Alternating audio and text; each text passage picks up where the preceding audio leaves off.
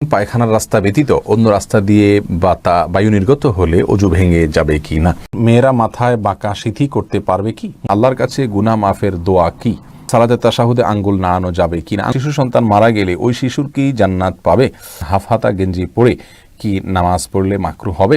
হালাল রিজিকের জন্য কি আমল করব? মোবাইলে গেম খেলা কি জায়েজ আছে? আত্মহত্যাকারী কি চিরস্থায়ী জাহান্নামী? ওজুর সময় প্রত্যেক অঙ্গ 3 বারের বেশি ধৌত করা যাবে কি না? প্রিয় দর্শক, আর দীর্ঘায়িত না করে তাহলে চলে আসি। আপনাদের যে সমস্ত প্রশ্ন ইতিমধ্যে আমাদের কাছে চলে আসছে এগুলোর উত্তর দিতে থাকি আমরা। উদি মিনহাজ আপনি জানতে চাইছেন আল্লাহর কাছে গুনাহ মাফের দোয়া কি? যা হাঁটতে বসতে পড়তে পারবো এরকম যে কোনো দোয়া আপনি পড়তে পারেন। ইস্তেগফারমূলক, আল্লাহর কাছে ক্ষমা প্রার্থনামূলক, আস্তাগফিরুল্লাহ ওয়া আতুবু ইলাইহি, এই দোয়া পড়তে পারেন। আর ক্ষমা প্রার্থনার জন্য সবচাইতে আপনার ভালো দোয়া হলো সাইয়্যিদুল ইস্তিগফার, আল্লাহুম্মা আনতা রাব্বি লা ইলাহা ইল্লা আনতা খালাকতানি ওয়া আনা আবদুকা ওয়া আনা আলা আহদিকা ওয়া ওয়াদিকা মাসতাতা'তু আউযু বিকা মিন শাররি মা সানাতু আবুউ লাকা বিনি'মাতিকা আলাইয়া ওয়া আবুউ লাকা বিযামবি ফাগফিরলি ফাইন্নাহু লা ইয়াগফিরুদ দুনুবা ইল্লা আনত। এটা হলো ক্ষমা প্রার্থনার জন্য সবচাইতে শক্তিশালী দোয়া, যেটাকে সাইয়্যিদুল ইস্তিগফার বলা হয়েছে। সকাল এবং সন্ধ্যা এটা যদি কেউ পাঠ করে ওই দিনে ওই রাতে মারা গেলে আল্লাহ সুবহানাহু ওয়া তাআলা তাকে সরাসরি জান্নাত দান করবেন। মোহাম্মদ ইয়াহিয়া আপনি প্রশ্ন করেছেন সালাতে তাশাহুদে আঙ্গুল নাড়ানো যাবে কিনা? আঙ্গুল নাড়ানোর কথা অনেক ওলামা বলে থাকেন। আমি নাড়ানোর বিষয়টাকে খুব বেশি বিশুদ্ধ মনে করি না। আমি মনে করি যে আঙ্গুল দিয়ে ইশারা করবেন, কারণ হাদিসের ভাষ্য, বেশিরভাগ হাদিসের ভাষ্য হলো তাশাহুদের সময় আঙ্গুল দিয়ে ইশারা করার কথা বলা হয়েছে। আর আমরা মুখে যে সাক্ষ্য দিচ্ছি তাশাহুদের মাধ্যমে আল্লাহর একত্ববাদের সাক্ষ্য দিচ্ছি, রাসূল করিম সাল্লাল্লাহু আলাইহি ওয়াসাল্লামের রিসালাতের সাক্ষ্য দিচ্ছি, মুখের সাক্ষ্যর সাথে আমাদের আঙ্গুল উঠিয়ে এটাকে শাহাদাত আঙ্গুল বলা হয়, সাক্ষী দেওয়ার জন্য আঙ্গুল উঠাতে বলা হয়েছে। তো আমরা নাড়াইতে থাকলে এটা তো সাক্ষী দেওয়া হলো না। যে হাদিসে বলা হয়েছে মুসনাদ আহমদের যে আঙ্গুল নাড়ানো শয়তানের জন্য লোহার আঘাতের মতো বা তার চাইতেও কঠিন, এর মাধ্যমে সারাক্ষণ নাড়াতে বলা হচ্ছে ব্যাপারটি তা না। আমরা উঠালাম আবার যে নামাচ্ছি, এই যে নাড়ানো, এই নাড়ানোটাকেই নবী সাল্লাল্লাহু আলাইহি ওয়াসাল্লাম হয়তো মিন করেছেন, এমনটি হতে পারে। এবং এটা সম্ভাবনা খুব বেশি প্রবল, যেহেতু ইউশিরু হাদিসের ভাষ্যে রয়েছে। অতএব নাড়ানোর চাইতে মানে উঠানো এবং আপনার নামানো শেষে এটা আপনার বেশি অথেন্টিক, সারাক্ষণ নাড়াতে থাকার চাইতে। ইব্রাহিম আলম মিয়া আপনি জানতে চেয়েছেন শিশু সন্তান মারা গেলে ওই শিশুর কি জান্নাত পাবে? ভাই ইব্রাহিম, শিশু সন্তান যদি মারা যায়, সে যদি অমুসলিমের ঘরেও জন্মগ্রহণ করে, তো তার অবস্থান কি হবে এটা নিয়ে ওলামা ইকরামের মধ্যে মতপার্থক্য আছে। অনেকে বলেছেন সে আরাফে থাকবে, অনেকে বলেছেন সে আপনার জান্নাতীদের সেবক হয়ে থাকবে। তবে বিশুদ্ধ মত অনুযায়ী সে জান্নাতে যাবে, যেহেতু তার কোনো গুনাহ নেই। জাহিদুল হামিদ ফয়সাল আপনি জানতে চাইছেন হাফহাতা গেঞ্জি পরে কি নামাজ পড়লে মাকরু হবে? ভাই জাহিদুল হামিদ, আপনি যে প্রশ্ন করেছেন তার উত্তর হলো হাফহাতা গেঞ্জি পরে নামাজ পড়লে বেসিক্যালি নামাজ মাকরু হবে না, যদি আপনি সেটাকে সম্ভ্রান্ত পোশাক হিসাবে মনে করেন এবং শেষ পোশাক পরেই আপনি গুরুত্বপূর্ণ জায়গাগুলোতে যান। সাধারণত হাফহাতা পোশাক পরে বা শার্ট পরে, গেঞ্জি পরে আমরা খুব ভালো, বিশেষ করে গেঞ্জি পরে আমরা খুব ভালো কোথাও যাই না সচরাচর। আর আল্লাহ সুবহানাহু ওয়া তাআলা বলেছেন ইয়া আইয়ুহাল্লাযীনা আমানু খুযু যিনাতাকুম ইনদা কুল্লি মাসজিদ, হে ঈমানদাররা তোমরা প্রত্যেক নামাজের সময় সুন্দর পোশাক পরিধান করো। এই যে সৌন্দর্য গ্রহণ করো অর্থাৎ পোশাক পরিধান করো, আর এখানে সৌন্দর্য শব্দ বলে আল্লাহ সুবহানাহু ওয়া তাআলা আসলে ভালো পোশাক যেন আমরা পরি, অর্থাৎ আমাদের যতটুকু সাধ্য আছে তার মধ্যে ভালো পোশাক যেন পরি সেই চেষ্টা করা উচিত। আমরা আল্লাহ সুবহানাহু ওয়া তাআলার সামনে যখন দাঁড়াচ্ছি তখন আমাদের এমন পোশাক পরা উচিত যে পোশাকটা আল্লাহ সুবহানাহু ওয়া তাআলার প্রতি আমাদের যে শ্রদ্ধা রয়েছে, আল্লাহ সুবহানাহু ওয়া তাআলার প্রতি আমাদের যে ঈমান রয়েছে সেটা যেন প্রকাশ পায়। এবং নর্মাল কোনো পোশাক আশাক যেগুলো পরে আমরা কোথাও যাই না সেটা পরে নামাজ পড়া উচিত নয়। হাফাতা গেঞ্জি যদি পরেন তাহলে সেক্ষেত্রে এটা পরে আপনি কি সম্মানজনক কোথাও যান, যদি না যেয়ে থাকেন আপনার জন্য এটা মাকরু হবে, কিন্তু নামাজ হয়ে যাবে। মোহাম্মদ সোহেল আপনি জানতে চেয়েছেন হালাল রিজিকের জন্য কি আমল করবো? ভাই সোহেল, হালাল রিজিকের জন্য অনেকগুলো আমল আছে। সবচেয়ে বড় কথা হলো আল্লাহ সুবহানাহু ওয়া তাআলা তার জমিনে রিজিককে ছড়িয়ে রেখেছেন। প্রচণ্ড রকমের পরিশ্রম করবেন এবং কোনো কাজকে ছোট মনে না করে আপনি যেই কোনো কাজ আপনার জন্য উপযোগী কাজ শুরু করবেন এবং সিরিয়াসনেসের সাথে কাজ করবেন। আমাদের অনেক ভাইরা আছেন দিনের পথে অগ্রসর হওয়ার পর তারা দুনিয়ার প্রতি এক ধরনের ঘৃণা চলে আসে, যেটা মানে জুহদ ফিদ দুনিয়া বলা যেতে পারে, ভালো বলা যেতে পারে, কিন্তু এটা এমন একটা পর্যায়ে চলে যায় অনেক সময় সেই আপনার জুহদটার ফলে দুনিয়ার কাজের প্রতি তিনি সিরিয়াস থাকেন না, যার ফলে কিন্তু তার উপার্জনে কোনো বরকত হয় না। তখন তিনি এবার ব্লেম করতে থাকেন যে আমার উপার্জনে বরকত হচ্ছে না, তখন তিনি আমল খুঁজতে থাকেন না। এই জন্য আমি বলবো সিরিয়াসনেসের সাথে আপনি আপনার কর্ম আপনি আপনার উপার্জন, আপনার জীবিকা আহরণের জন্য চেষ্টা যেটা, সেটা আপনাকে চালাতে হবে। আল্লাহ তাআলা সেই তৌফিক আপনাকে দান করুন। সেই সাথে আপনার কিছু আমল আপনি করবেন, যেমন আত্মীয়তার বন্ধন রক্ষা করা, বিশেষভাবে রক্ত সম্পর্ক আত্মীয়দের সাথে খুব ভালো সম্পর্ক রাখার চেষ্টা করা। সহিহ বুখারী হাদিসে আসছে, রাসূল করিম সাল্লাল্লাহু আলাইহি ওয়াসাল্লাম বলেছেন, মান সাররাহু আন ইউবসাতা লাহু ফি রিজকিহি আও ইউনসা লাহু ফি আসারিহি ফালিয়াসিল রাহিমা। যে ব্যক্তি চায় তার রিজিক বাড়িয়ে দেওয়া হোক, প্রশস্ত করে দেওয়া হোক, তার হায়াত বৃদ্ধি করে দেওয়া হোক, তাহলে সে যেন তার রক্ত সম্পর্কিত যে বন্ধনগুলো আছে সেগুলোকে যেন সে মজবুত করে, সুদৃঢ় করে। এমডি জাকির আহমেদ জানতে চেয়েছেন, মোবাইলে গেম খেলা কি জায়েজ আছে? ভাই জাকির আহমদ, মোবাইলে গেম খেলা একজন মুসলমানের জন্য সময়ের অপচয়। এই গেম এটা মানুষের শরীরের কোনো কসরত হয় না এর ফলে, এবং এই গেম থেকে পার্থিব তেমন কোনো উপকার আসে না, বরং এটা অনেক ক্ষেত্রেই একটা এডিকশনের পর্যায়ে, নেশার পর্যায়ে চলে যায়। মানুষ দেখা যায় নামাজের সময় পর্যন্ত বসে বসে মোবাইলে গেমে তিনি লিপ্ত। তো এরকম একটা পরিস্থিতিতে মানুষ চলে যায়। যদি এরকম পরিস্থিতি নাও যায়, তারপরেও রাসূল করিম সাল্লাল্লাহু আলাইহি ওয়াসাল্লাম বলেছেন, মিন হুসনি ইসলামিল মারই তারকু মা লা ইয়ানিহি। একজন মানুষের ইসলাম সৌন্দর্যমণ্ডিত হয় যখন সে অযথা অনর্থক কাজ থেকে বেঁচে থাকে। বিশেষ করে এখন যে অবসর সময়টা যাচ্ছে আমাদের অনেকেরই, এই সময়টাতে আমরা এই মোবাইলে গেম খেলে অন্তত নিজেদের সময়গুলোকে আমরা কোনো অবস্থাতে নষ্ট করা উচিত হবে না। মুমিনের প্রতিটি মুহূর্ত মূল্যবান। আল্লাহ সুবহানাহু ওয়া তাআলা বলেছেন, ক্বাদ আফলাহাল মুমিনুনা আল্লাযীনা হুম ফি সালাতিহিম খাশিউন ওয়াল্লাযীনা হুম আনিল লাগবি মুরিদুন। অর্থাৎ ইমানদারদের মধ্যে তারাই সফলকাম হবেন যাদের বিশেষ কিছু গুণ থাকবে। তার ভিতরে একটি হলো যারা অনর্থক কাজ, অর্থহীন কাজ থেকে বেঁচে থাকবেন। মোবাইলে গেম খেলা এটা অর্থহীন কাজ, এতে দুনিয়ার কোনো কল্যাণ বয়ে আনে না, এবং আখিরাতের কোনো কল্যাণও বয়ে আনে না। গেম বা আপনার খেলাধুলা এটা যদি শারীরিক কসরতের উপকারিতা দেয় তাহলে সেটা হতে পারে, কিন্তু এই খেলাতে কোনো উপকারিতা, দুনিয়াবী উপকারিতা নেই। আমরা যদি বলি বিনোদন হয়, তো বিনোদন তো অনেক অসুস্থ বিনোদনও হয়, অনেক আপনার অনর্থক কাজ, অনেক গুনাহের কাজের মাধ্যমে বিনোদন হয়। তো বিনোদন হলেই সেটা কোনো আপনার মানে ভ্যালিড উপকারিতা বা আপনার দুনিয়াবী উপকারিতা সেখানে রয়েছে, এটা বলার সুযোগ নেই। আব্দুল্লাহ শাকির আপনি প্রশ্ন করেছেন, আত্মহত্যাকারী কি চিরস্থায়ী জাহান্নামী? না, চিরস্থায়ী জাহান্নামী এমনটি কোনো হাদিস থেকে বোঝা যায় না। তবে হ্যাঁ, আত্মহত্যা করা অপরাধ এবং বড় গুনাহ, এবং আত্মহত্যাকারী ব্যক্তি জাহান্নামে যাবেন এটুকু হাদিস থেকে বোঝা যায়, কিন্তু আত্মহত্যাকারী চিরস্থায়ী জাহান্নামে যাবেন এরকম কোনো কথা হাদিস থেকে বোঝা যায় না। তারপর আল্লাহ সুবহানাহু ওয়া তাআলা চাইলে ক্ষমাও করে দিতে পারেন। বিষয়টা এমন না যে আপনার আত্মহত্যা করে মারা গেলে আর তার ক্ষমার কোনো সুযোগই নাই, ব্যাপারটা এরকম না। আমরা তার জন্য ক্ষমা চাইতে পারি এবং তার জানাজাও হবে, তবে সম্মানজনক ব্যক্তিরা, এলাকার সম্মানিত ব্যক্তিরা তার জানাজা শামিল হবেন না, জানাজা সাধারণ মানুষ শামিল হবেন। এম এ রাজ্জাক আপনি প্রশ্ন করেছেন, অজুর সময় প্রত্যেক অঙ্গ 3 বারের বেশি ধৌত করা যাবে কি না? অজুর সময় প্রত্যেক অঙ্গ 3 বারের বেশি ধোয়া যাবে না, কারণ একটি বর্ণনায় রয়েছে যে ফামান জাহাদা আলাইহা ওয়া নাকাসা ফাকাদ তাআদ্দা ওয়া যালামা, অর্থাৎ 3 বার উযু করার বিষয়টি নবী সাল্লাল্লাহু আলাইহি ওয়াসাল্লাম দেখানোর পরে একটি রিওয়ায়াতে আসছে যে তিনি বলেছেন যে এর বেশি যে করবে সে সীমা লঙ্ঘন করলো। কারণ 3 বার নবী সাল্লাল্লাহু আলাইহি ওয়াসাল্লাম দেখিয়েছেন, 3 বার ধুলে একটা হাত, একটা মুখ মানুষের পরিপূর্ণভাবে ধৌত হয়ে যাওয়ার কথা। এরপরেও যদি কেউ মনে করেন যে না আরও বোধহয় ধোয়া দরকার, তাহলে বুঝতে হবে শয়তান তাকে ওয়াসওয়াসা দিচ্ছে, কুমন্ত্রণা দিচ্ছে, তিনি এটা থেকে বেঁচে থাকার চেষ্টা করতে হবে, এবং 3 বার বেশি তিনি ধুইতে যাবেন না। ইশাত তাসনিম আপনি জানতে চেয়েছেন, মেয়েরা মাথায় বাঁকা সিঁথি করতে পারবে কি? মুরব্বীদের পক্ষ থেকে বলা হয় যে নারীরা মাথায় বাঁকা সিঁথি যে করে কিয়ামতের দিন পুলসিরাতের রাস্তা খুঁজে পাবে না, তাকে বাঁকা রাস্তায় চলতে হবে না, এরকম কথা কোনো দেশে আছে বলে আমি জানি না যে বাঁকা রাস্তায় চলতে হবে পুলসিরাতে, এরকম কোনো কথা নেই। নাজিয়া আক্তার আপনি জানতে চেয়েছেন, পায়খানার রাস্তা ব্যতীত অন্য রাস্তা দিয়ে বায়ু নির্গত হলে অজু ভেঙে যাবে কি না? এটা নিয়ে ওলামা একরামের ভিতরে মত পার্থক্য আছে। অনেক ওলামা একরাম বলেছেন যে পেশাবের রাস্তা দিয়ে বিশেষ করে মেয়েদের ক্ষেত্রে প্রযোজ্য হয়, যদি বায়ু নির্গত হয় তাহলে সেটি অজু ভঙ্গের কারণ হয়। আবার অনেক ওলামা একরাম বলেছেন না, এই বায়ুটা নির্গত হওয়াটা অজু ভঙ্গের কারণে আমরা সতর্কতামূলক মত হিসাবে যদি অজু করি সেটা উত্তম মনে করছি। ওয়াকিল উদ্দিন আপনি লিখেছেন, 8 মাসের গর্ভবতী মা যদি কোনো কারণে মারা যান, গর্ভের সন্তান কি হবে? অপারেশন করে মৃত মায়ের গর্ভ থেকে সন্তান বের করা জায়েজ হবে কিনা?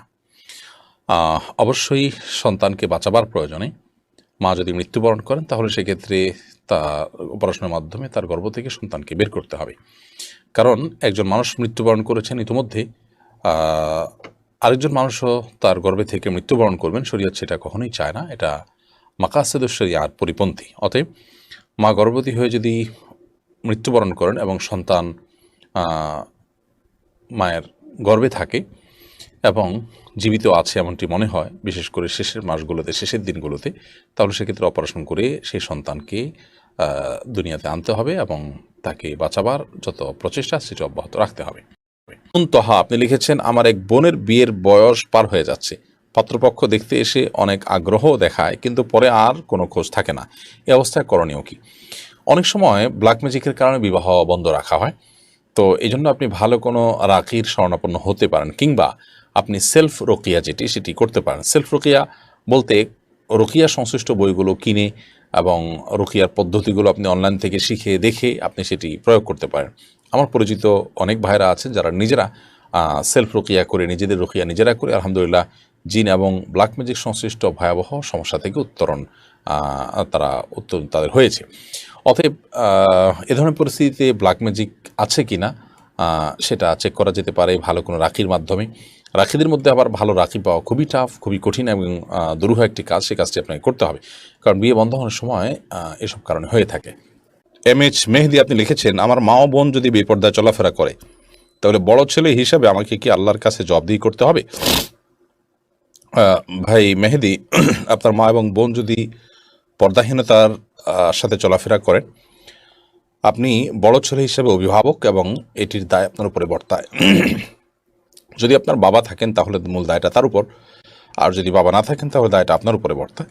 বাবা থাকার পরও যদি বড় ছেলে হিসাবে আপনার প্রভাব থাকে পরিবারের উপরে, আপনার ভরণ পোষণ, আপনার টাকা পয়সা এগুলো দিয়ে পরিবার চলে, তাহলে সেক্ষেত্রে অবশ্যই দায়টা আপনার উপরে বর্তাবে। কিন্তু আপনি আপনার ন্যূনতম দায়িত্ব যদি পালন করে থাকেন তাহলে ইনশাআল্লাহ বিদিনা ইনশাআল্লাহ আপনার এর জন্য কোনো জবাবদিহিতার মুখোমুখি হতে হবে না। এই ব্যাপারে একটা কথা লোকমুখে প্রচলিত আছে যে একজন নারী জাহান্নামে যাওয়ার সময় 4 জন পুরুষকে জাহান্নামে নিয়ে যাবে। এটা লোকমুখে প্রচলিত কথা, এটা না কোরআনের কথা না হাদিস দ্বারা বর্ণিত কোনো বিষয়।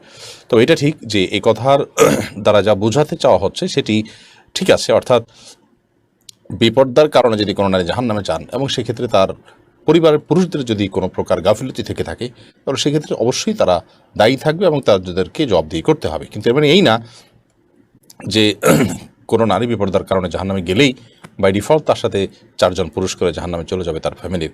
এটা সঠিক কোনো কথা নয়, কারণ একই সঙ্গে 4 জন মানুষ কখনো দায়ী হয় না।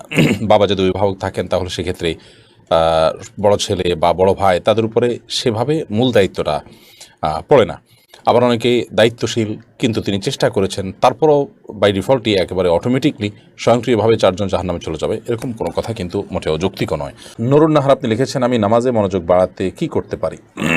নামাজে মনোযোগ বাড়াবার জন্য অনেকগুলো কাজ আছে। এর ভিতরে একটা হলো সবচেয়েতে আমার কাছে যেটা পরীক্ষিত মনে হয়েছে এবং আমি পরীক্ষা করে দেখেছি, সেটা হলো আপনি দীর্ঘ সময় নিয়ে সালাত আদায় করুন। যত আস্তে আস্তে, যত ধীরে ধীরে নামাজ পড়বেন তত বেশি নামাজে মনোযোগ বাড়বে ইনশাআল্লাহ তাআলা। এবং নামাজে মনোযোগ বাড়ানোর জন্য আপনার রুকু, আপনার সিজদা, আপনার কিয়ামকে আপনি অনেক সময় দেরি করতে থাকবেন। এতে যেটা হবে যে একটা সময় আপনার মনে হবে যে আমি কেন দেরি করছি, আচ্ছা তাহলে নামাজ পড়ছি আমি। মানুষ ভুলেই যায় যে সে নামাজের মধ্যে আছে, তখন অন্যদিকে মন চলে যায়। এটা হলো একটা কার্যকর উপায় যে দীর্ঘ সময় নিয়ে, ডাবল সময় দেন আপনি নর্মাল সময় যেটা ব্যবহার করেন নামাজের জন্য তার চেয়ে বেশি সময় ব্যবহার করেন। এক। দ্বিতীয়ত হলো যা পড়ছেন নামাজের মধ্যে সেগুলোর অর্থগুলো বুঝে পড়ার চেষ্টা করুন, অর্থগুলো জানার চেষ্টা করুন, বুঝে নিন। তৃতীয়ত আপনাকে মনে রাখতে হবে যে আপনি নামাজের মধ্যে কিন্তু আল্লাহকে সম্বোধন করেই কথা বলেন পুরো নামাজ জুড়ে। ইয়াকা না'বুদু, আপনারই ইবাদত করছি, শেষে বলছেন আল্লাহুম্মা, হে আল্লাহ, ইন্নী যালামতু, আমি জুলুম করেছি। মানে আল্লাহর সাথে আপনি কথা বলছেন, সেখানে অন্যমনস্ক হওয়া, যে কারোর সাথে কথা বলতে গিয়ে অন্যমনস্ক হওয়া সেটা রীতিমতো অসৌজন্যতা, অভদ্রতা। সেখানে আল্লাহর শানে এটি কত বড় বেয়াদবি হবে, কত বড় অসৌজন্যতা হবে তা বলাই বাহুল্য। এই বিষয়গুলো মাথায় রাখতে হবে ইনশাআল্লাহ তাআলা, তাহলে নামাজে মনোযোগ ধরে রাখাটা তুলনামূলক সহজ হবে। হুমায়রা হিমু লিখেছেন, শ্বশুর শাশুড়িকে বাবা মা বলে ডাকলে কি কোনো গুনাহ হবে? এ বিষয়ে ইসলামের দৃষ্টিভঙ্গি কি? বাবা মা বললে কোনো গুনাহ হবে না। তাদেরকে বাবা বলা হয় সম্মানার্থে, বাবা মার মতো। সেই হিসাবে প্রকৃত অর্থে বাবা বা মা, সেই অর্থে কেউ শ্বশুর শাশুড়িকে বাবা মা ডাকেন না, বিধায় ওই অর্থে মামা ডাকলে কোনো অসুবিধা হবে না। কে এম তানভীর আপনি লিখেছেন, হারাম রিলেশন থাকলে নামাজ কবুল হবে কিনা? হারাম রিলেশন যদি থাকে তাহলে সেক্ষেত্রে তার ইবাদত বন্দেগীর স্বাদ তিনি যেমন পাবেন না, ঠিক তেমনিভাবে অনেক ইবাদত থেকে তিনি বঞ্চিত হয়ে যাবেন এবং তিনি হতভাগাদের কাতারে সামিল হয়ে যাবেন। কিন্তু এর মানে এই না যে হারাম রিলেশন থাকার কারণে তার নামাজ হবে না। নামাজ আক্ষরিক অর্থে তো হয়ে যাবে, কিন্তু এই নামাজেরও যে প্রাণ সেটা অনেকটাই থাকবে না, যেহেতু তিনি একটা বড় ধরনের গুনাহে লিপ্ত। তবে অবশ্যই সেই নামাজটার যে দায়িত্ব, ফরজ, ওয়াক্তের ফরজ আদায় হওয়া, সেটা আদায় হয়ে যাবে ইনশাআল্লাহ। তার তামান্না জাহান তানি আপনি লিখেছেন, জুমার দিনে মহিলাদের কি কোনো আমল আছে? জুমার দিনে মহিলাদের জন্য আমল আছে। সূরা কাহফ পুরুষরা পড়বেন, মহিলারাও পড়বেন। দুরূদ শরীফ পুরুষরা পড়বেন, মহিলারাও পড়বেন। জুমা কেন্দ্রিক জুমাদের দোয়া কবুল হয়, পুরুষদের জন্য কবুল হয়, মহিলাদের জন্য কবুল হয়। সব আমলগুলোই মহিলাদের জন্য পুরুষদের জন্য প্রায় সমান। জুমার নামাজ পড়তে যাওয়া, জুমার নামাজে আগে আগে যাওয়া এবং আরও বিশেষ কিছু আমল আছে যেগুলো পুরুষের জন্য খাস, যারা জুমা নামাজ যাচ্ছেন তাদের সাথে খাস। তো সেগুলোর জন্য একজন নারী তিনি পুরুষকে উদ্বুদ্ধ করে, তাকে উৎসাহ দিয়ে, প্রেরণা দিয়ে, সহযোগিতা করে পাঠিয়ে তারা একই সওয়াবের ভাগীদার হতে পারেন। বাকি এর বাইরে আলাদা করে মহিলাদের জন্য জুমার দিন এমন কোনো আমল নেই যেটা পুরুষের জন্য প্রযোজ্য না, শুধু মহিলার জন্য প্রযোজ্য। আমিনুল ইসলাম লিখেছেন, আজানের আগে ফরজ সালাত আদায় করে ফেললে সেই সালাত আদায় হবে কিনা? আজানের আগে করেছেন না পরে করেছেন এটা দেখার বিষয় না, বিষয় হলো ওয়াক্ত হয়েছে কিনা। ওয়াক্ত হয়েছে বাট আজানের দেরি হয়েছে, এই অবস্থায় নামাজ পড়লেও কিন্তু নামাজ আদায় হয়ে যাবে। এমনি জুবাইর লিখেছেন, কেউ জেনা করলো আবার তবা করলো, কিন্তু পরবর্তীতে আবার জেনা লিপ্ত হলো, তারপর যদি তবা করে ফিরে আসে তাহলে সে কি মাফ পাবে কিনা? দেখুন, আল্লাহ সুবহানাহু ওয়া তাআলা আহকামুল হাকিমিন, তিনি ক্ষমাশীল, বান্দার সকল গুনাহ, সকল অপরাধ তিনি মাফ করেন। অতএব বান্দা আল্লাহ রাব্বুল আলামিনের কাছে মাফ চাইবেন কায়মন বাক্যে, আল্লাহ সুবহানাহু ওয়া তাআলা সেই গুনাহ মাফ করবেন, এবং আল্লাহ যে মাফ করবেন সেই আশা, সেই সুধারণা আল্লাহ তাআলার প্রতি বান্দা করবেন।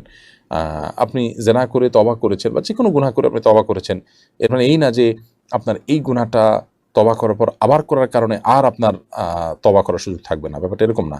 বরং একজন ঈমানদার হিসেবে আপনি অবশ্যই তওবা আপনার অব্যাহত রাখবেন এবং একের পর এক আপনি কিন্তু তওবা করতে থাকবেন। তাহলে ইনশাআল্লাহ বিইذনিল্লাহ আল্লাহ সুবহানাহু ওয়া তাআলার কাছে আপনি তওবাকারীদের কাতারে শামিল হবেন।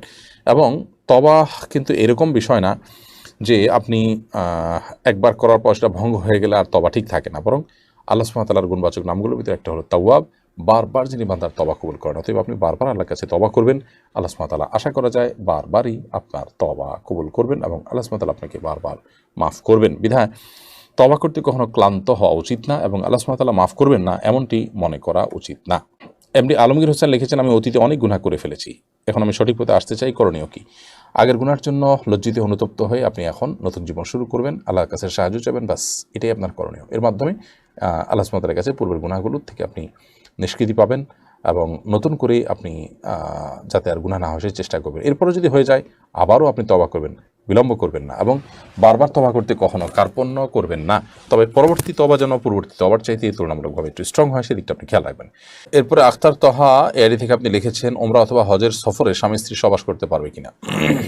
সফরে সহবাস করতে কোনো অসুবিধা নেই, কিন্তু ওমরায় এহরামরত অবস্থায় যতক্ষণ পর্যন্ত ওমরা শেষ না হয়েছে ততক্ষণ পর্যন্ত তারা স্বামী স্ত্রী সহবাস করতে পারবেন না।